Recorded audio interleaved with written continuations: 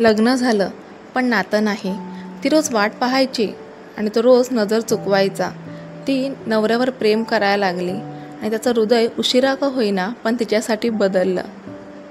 हे आहे त्यांचं प्रेम, जे लग्नाच्या शेवटी नव्हे तर शेवटच्या धक्क्यात सुरू झालं. माझं नाव सिया. लग्नाला आज 6 महिने झालेत. हो, माझं आणि आरवचं लग्न एक अरेंज मॅरेज होतं. तो एक सुसंस्कृत, शिकलेला, चांगल्या घरातला मुलगा होता आणि मी प्रेम करण्यासाठी तयार असलेली एक साधी मुलगी.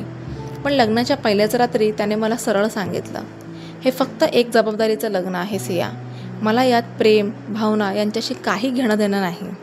मी सुन्न झाले पण हसले, कारण तेव्हाही मला वाटलं शक्य आहे, मी त्याचं मन जिंकू शकते. पण काही गोष्टी इतक्या सोप्या नसतात ना. प्रत्येक दिवशी मी त्याच्यासाठी काहीतरी करत राहिले.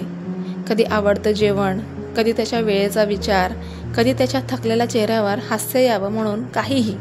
पण तो गप्प, शांत आणि थोडासा कठोरही. कधी कधी वाटायचं तो फक्त घर म्हणून इथं आहे, नातं म्हणून नाही. एक दिवस तो आजारी पडला. ताप, थकवा. मी रात्रभर त्याच्या जवळ बसून राहिले. औषधं दिली, कपाळावर फडकी ठेवली. ती रात्र काहीतरी बदलून गेली.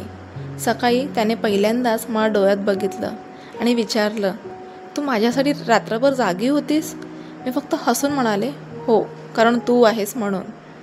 त्या दिवशी पहिल्यांदाच मला वाटलं त्याच्या मनातली थोडीशी जागा माझ्यासाठी खुली झाली आहे. नंतरचे काही दिवस खास होते. तो मला थँक्यू म्हणायला लागला. कधी अचानक चहा बनवून द्यायचा, कधी माझ्यासाठी गजरा आणायचा. आणि मला वाटायला लागलं, हो, प्रेम सुरू झालं आहे. हळूहळू पण नक्कीच होतं आहे. पण एक दिवस कपाट आवरताना त्याच्या जुन्या ड्रॉवरमध्ये एक चिठ्ठी सापडली. त्याच्या एक्स गर्लफ्रेंडची चिठ्ठी होती ती. तिने लिहिलं होतं, तुझ्यासोबत प्रेम केलं पण तू नेहमी पळालास. तुझ्या शांततेमागे भीती होती आणि मी थकले. माझं मन सुन्न झालं, पण मी ती चिठ्ठी परत ठेवली. मी विचार केला, माझं प्रेम जर खरं असेल तर त्याचं मन उघडेल माझ्यासाठीही. त्या रात्री आरव माझ्या जवळ आला. शांतपणे म्हणाला, सिया, मी तुला खूप वेळा दुखावलं पण तू गेली नाहीस का? मी त्याच्याकडे पाहून म्हणाले, कारण मी तुझ्यावर फक्त लग्न केलं नाही, मी तुझ्यावर प्रेम केलं. त्याने माझा हात हातात घेतला आणि खूप वेळ शांत बसून होता.